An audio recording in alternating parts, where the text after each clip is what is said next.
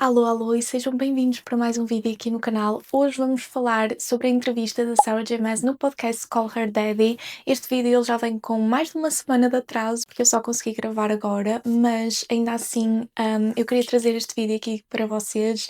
Eu sou muito fã da Sarah J Maas, há muitos anos ela é a minha autora favorita, portanto eu não podia deixar de fazer um vídeo sobre este maravilhoso podcast em que ela participou, porque realmente, é assim, eu só tenho coisas boas a dizer do podcast. Tenho muitas coisas também a teorizar, a especular sobre o que ela disse, mas eu acho que foi um podcast maravilhoso. Portanto, quem ainda não assistiu, se tiver a oportunidade, vá assistir, porque realmente é incrível. Passa uma vibe muito boa, muito feminina, muito empoderada. Portanto, acho que é assim incrível. Primeiro de tudo, nós temos aqui as questões sobre uma futura série da Acotar. Para quem acompanha a Sarah há já algum tempo, sabe que ali mais ou menos na pandemia, pós-pandemia, foi confirmado que os direitos autorais da Acotar tinham sido comprados pela Hulu, que pertence à Disney, para produzir uma série de Acotar. A própria Sarah J Maas tinha uma fotografia no Instagram dela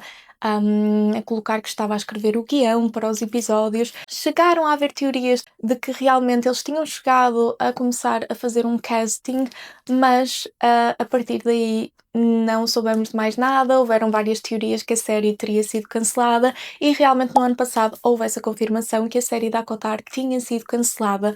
Esse tema foi abordado no podcast. A apresentadora Alex Cooper perguntou à Sarah J Maas sobre a série. A Sarah J Maas confirmou que os direitos estão todos de volta com ela e ela inclusive disse uma coisa que me deixa muito feliz do ponto de vista não só de fã da Sarah J Maas, mas como também fã de outras obras que foram adaptadas tanto para série como para filme por streamings. E ela deixou claro que ela é uma control freak, que ela quer ter a certeza de que está bem feito e que a obra, para todos os efeitos, é dela, não pode ser uma obra que pegam e depois transformam-na numa outra coisa que ela não escreveu. Ela até diz que ainda não encontrou o reason perfeito, portanto também não faz sentido fazer a série sem ter o reason perfeito ou sem encontrar as personagens certas, leva o tempo que levar. E isso deixa-me muito feliz, não só por todo o carinho que eu tenho à Acotar e a todas as séries da Sarah J Maas, mas também porque eu já vi autores venderem os seus trabalhos sem julgamento nenhum, mas venderem os seus trabalhos não serem nada do que eles querem depois, ou serem obras totalmente diferentes. Nós temos o exemplo do George R. R. Martin. Eu nunca li nada dele, apesar de ter os livros, mas, por exemplo, ali em House of the Dragon, foi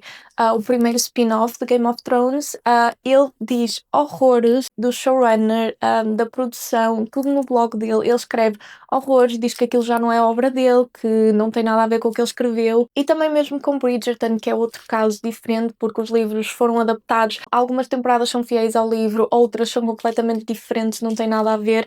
E para a autora aparentemente está tudo bem. Ela diz que gosta do resultado da série, portanto é sempre muito diferente de autor para autor, mas fico muito feliz que a Sarah J Maas preze a obra dela, que preze os fãs, que preze o universo que ela construiu. Eu sei que estes deals, eles são assim um bocado milionários, não é? Os autores recebem e depois ficam a receber royalties para o resto da vida e são assim contratos multimilionários mesmo, mas a Sarah J Maas ela já vende tanto, ela já tem tanto, que ela olha e diz, não preciso de mais para fazerem uma coisa que não vai ficar como eu quero, e porque eu sou a autora da obra, aquilo saiu da cabeça dela, aquilo saiu da criatividade dela, do mundo dela, portanto faz todo o sentido que ela queira que a obra se mantenha o mais original possível e que não peguem só no que ela escreveu, porque acabou por se tornar muito conhecido, viral, famoso, e transformem naquilo que eles quiserem só para dar um cunho pessoal de que eles é que fizeram a obra. Portanto, fico muito feliz com essa posição da Sarah J Maas e posto isto não teremos série,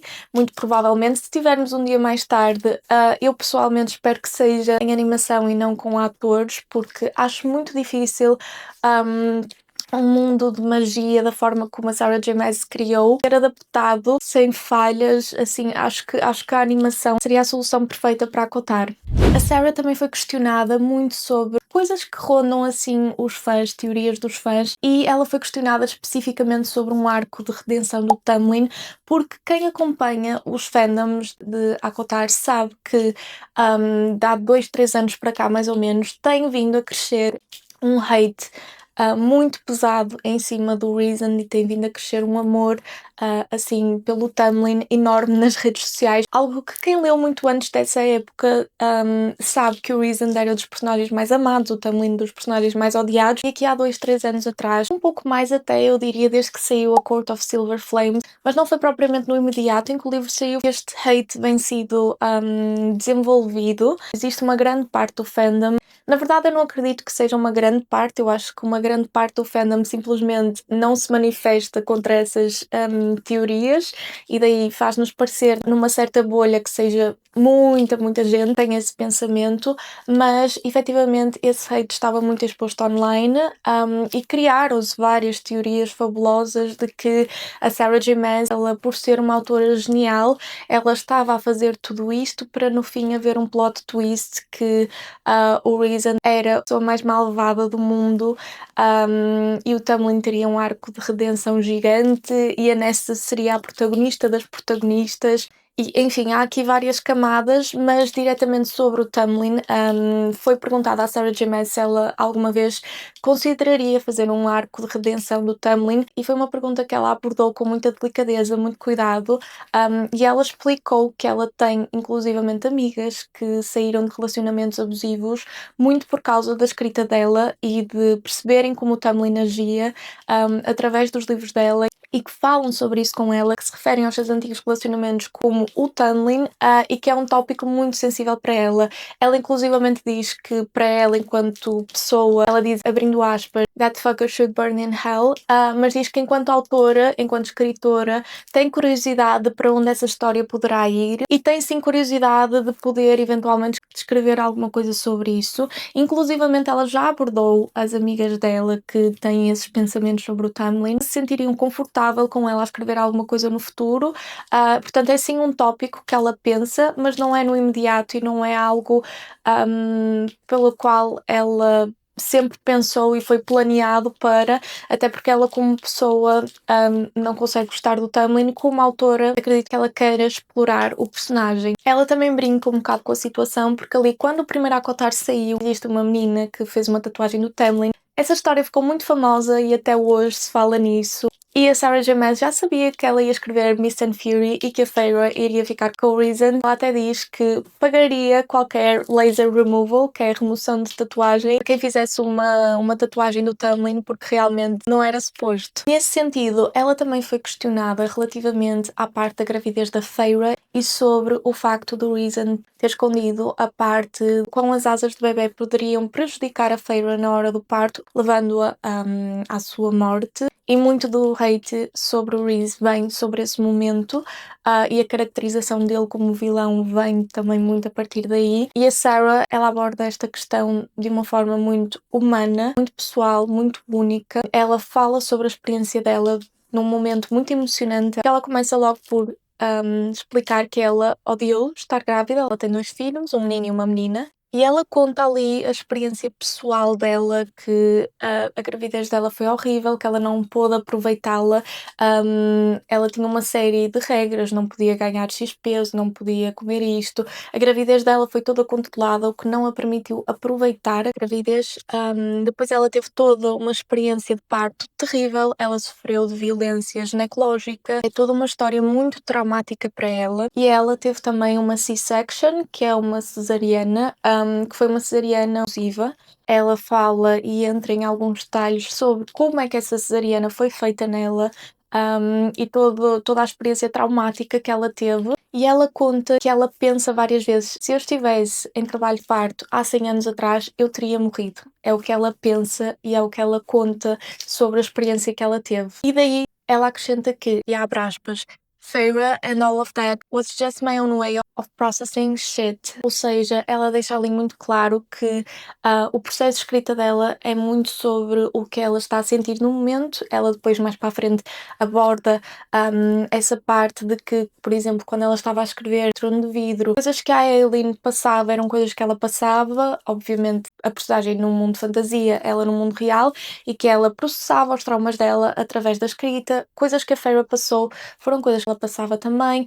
Ela fala mais para a frente também do próprio trauma da Nesta, que eu já vou entrar em mais detalhe, que também foi uma parte que ela passou também, e daí o livro da Nesta ter esse peso emocional tão grande, mas que realmente quando ela estava a escrever Silver Flames, foi a maneira dela de processar a parte do trauma da gravidez dela sob o olhar da Feyre. Inclusivamente ela acrescenta que o próprio sentimento do Rhys, ela diz que o medo do Rhys era o seu próprio medo perante a gravidez e que ela expressou-o através dele. E ela diz especificamente que sobre a atitude do Rhys, Rhys has his right to go through his own shit. E basicamente o que ela quer dizer é que o Rhys, ele tem o direito de lidar com as próprias coisas e próprios traumas que surgem na vida dele, e é essa a maneira como ela vê esta questão toda da gravidez e a forma como ela expressou nos livros. Ela também diz que o Rhys, sim, ele é um male de 500 anos, mas ele também está a aprender, porque para todos os efeitos ele nunca teve uma parceira antes, está a ser pai pela primeira vez, está a enfrentar isto pela primeira vez e tudo é uma linha de aprendizado. Ela diz também que a maternidade não tem que ser um diminutivo do personagem, pode fortalecê-lo, e obviamente que não vai haver aqui o tudo é perfeito, tudo é uma linha perfeita. Ela até diz que encerrou a trilogia da Feyre e do Rhys, mas eles vão continuar aparecendo e obviamente as pessoas vão crescendo, vão evoluindo, vão aprendendo, portanto eles vão tendo novos desafios na vida deles. O importante é que eles se resolvam entre eles e que fique obviamente tudo bem. Mais à frente, nas perguntas mais rápidas, a Sarah é questionada também sobre o mating bond da Feyre e do Rhys, e ela fala de uma forma muito bonita sobre isso. Ela diz que o Rhys tem um coping mechanism diferente, mas um que se alinha com a Feyre, que ela não estava a contar escrever sobre ele, que ele apareceu do nada quando ela estava a escrever o primeiro livro da ACOTAR, que ela achava que ia ser um conto, um retelling da Bella e da Fera, até que ela escreveu o Rhys. Ele apareceu da mesma forma que nós leitores o vimos aparecer no livro. Ele apareceu para a Sarah também assim, sem ela contar, que foi muito mágico, que foi conexão no momento, e que ela o vê como alguém que respeita a Feyre, que a ama e que a empodera. Ela também menciona que ela é alguém que se colocaria de joelhos por ela e que também é como um melhor amigo para ela. E uma das frases que ela utiliza para descrever a parte da gravidez é até como é que ele vai ser a pessoa que tira a alegria da Feyre, sabendo o que pode acontecer. É como se ele carregasse nos ombros esse peso e tentasse a todo custo encontrar uma solução para que ela não tivesse que lidar com aquilo e não tivesse que passar por aquilo. E ela também deixa claro que eles são verdadeiros parceiros e que é um verdadeiro amor, não deixando margem para discussões ali relativamente a Tamlins e afins. E ela também diz, só para terminar esta parte aqui do Tamlin, que se algum dia ela fosse abordar a história dele como autora, seria de uma forma em que ela tentaria não apagar o que ele fez e não o desculpar de alguma forma. E que no fundo ela sente pena dele porque ele lida com as coisas de uma certa maneira e depois tem que lidar com as consequências disso. Falando aqui um pouquinho do mating bond, a Sarah é questionada diretamente se a Elaine irá rejeitar o mating bond dela com o Lucien.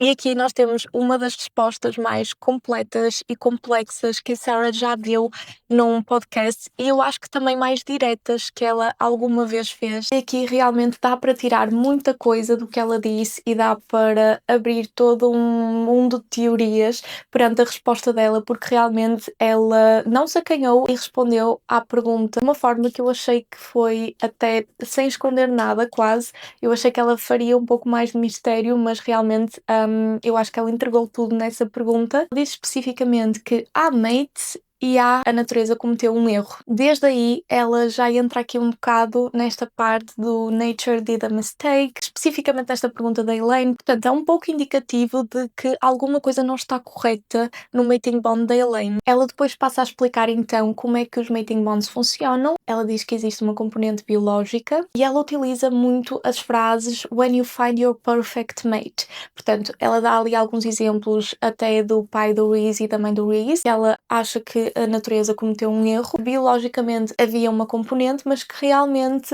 eles não eram bons um para o outro e eles não eram os mates perfeitos, como por exemplo nós vemos na atualidade dos livros da ACOTAR. Depois ela entra mais especificamente no tema da Elaine. Ela diz especificamente you get stuck with that person. I mean, it's hot, but what when you find the right person? Ou seja, basicamente ela diz aqui, do nada, a Elaine vê-se presa com uma pessoa, ela é hot, portanto isto seria a mencionar o Lucien, mas o que é que acontece quando tu encontras a tua pessoa perfeita? Eu acho que isto realmente é muito indicativo de que a Elaine irá encontrar a pessoa perfeita para ela. Ela utiliza a palavra married, mas a Elaine não está casada com o Lucien, mas acredito que a intenção fosse dizer mated, com um male que também foi responsável para a trazer para aquele mundo, que é o mundo dos Fae, ou seja, a Elaine ela era humana, ela gostava de ser humana, apesar de nós ainda não termos visto o POV dela, existe toda essa questão que é abordada assim de leve do facto dela querer voltar a ser humana,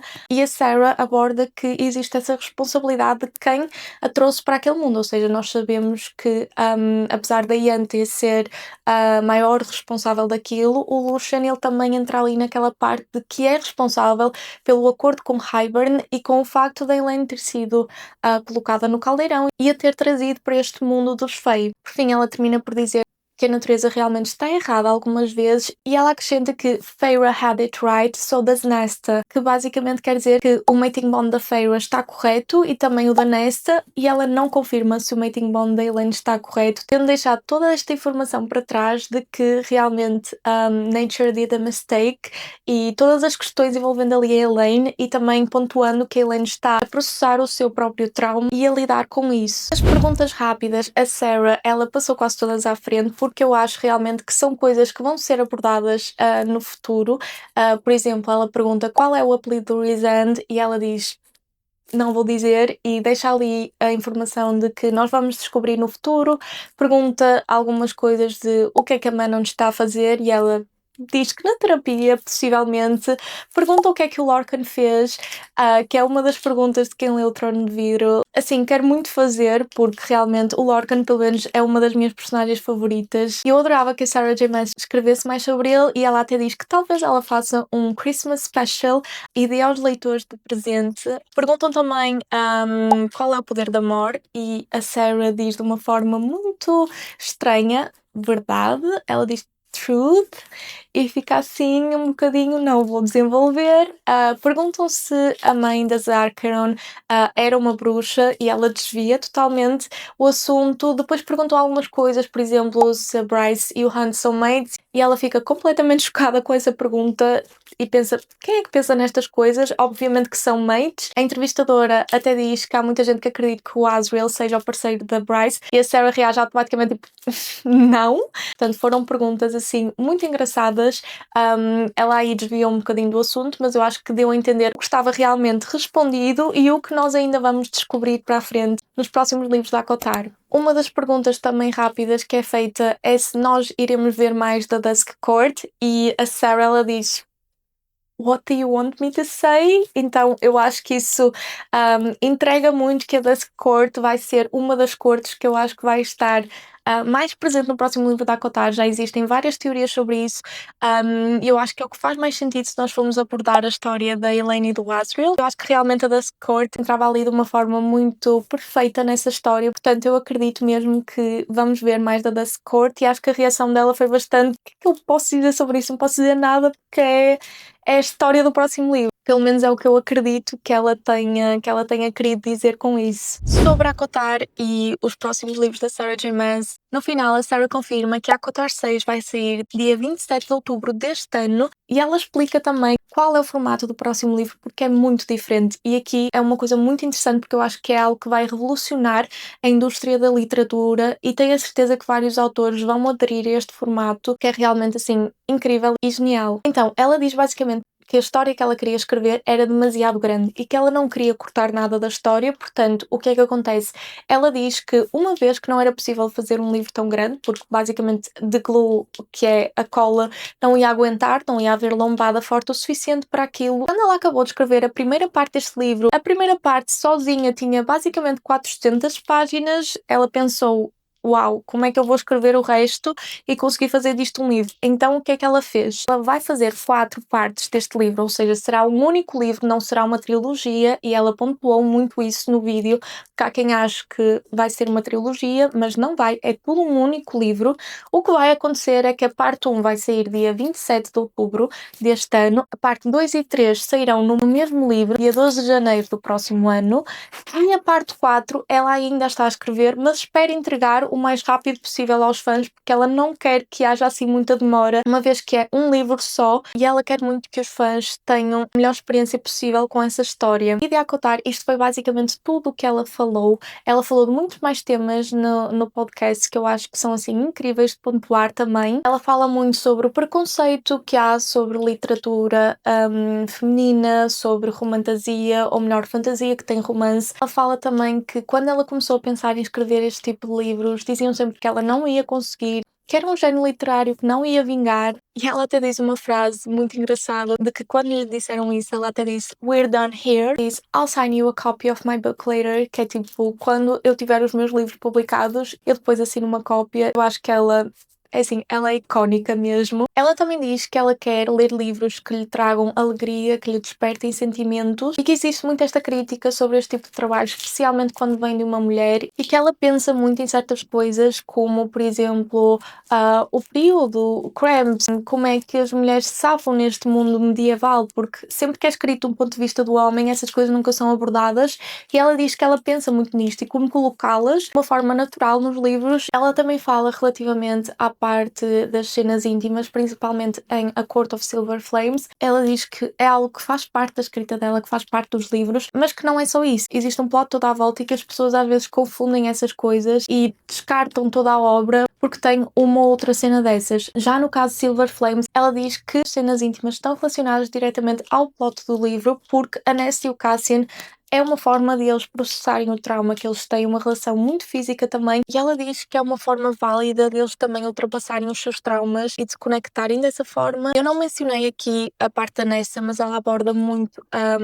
a forma como ela escreveu Silver Flames. Ela diz que estava a passar por uma depressão, por exemplo, a cena da montanha entre a Nessa e o Cassian foi uma cena real entre ela e o marido dela, que eles estavam numas montanhas, que ela teve uma crise enorme de ansiedade, começou a chorar, e a forma como ela escreveu a Nesta e a história da Nesta é a forma como ela trabalhou o próprio trauma dela, a própria depressão dela. Ela menciona que também as amizades que a Nesta faz no livro são as amizades que a ajudaram a ultrapassar aquela fase, e ela basicamente diz que ela e a Nesta se reergueram sozinhas, que aquele livro a ajudou muito a processar todo o trauma e a crescer, a evoluir. Ela diz que fez um trabalho incrível com a Nesta e que elas se entreajudaram. Ela ajudou a Nesta e a Nesta a ajudou também, e eu acho isso muito, muito lindo. Acho linda a conexão que a Sarah tem com todos os personagens dela, e acho linda a forma como ela fala da escrita dela e dos personagens dela. Pronto, e é isso. Recomendo muito assistirem ao podcast. Eu depois vou trazer um vídeo sobre teorias para o próximo livro. Quem serão os personagens principais? Eu acho que esse vídeo vai ficar um bocadinho comprido, portanto, e quero trazer muitos mais conteúdos a contar aqui também para vocês. E este podcast foi, assim, incrível de assistir. Uma das melhores entrevistas que eu já vi a Sarah dar, sem dúvida alguma. E é isso, um beijinho!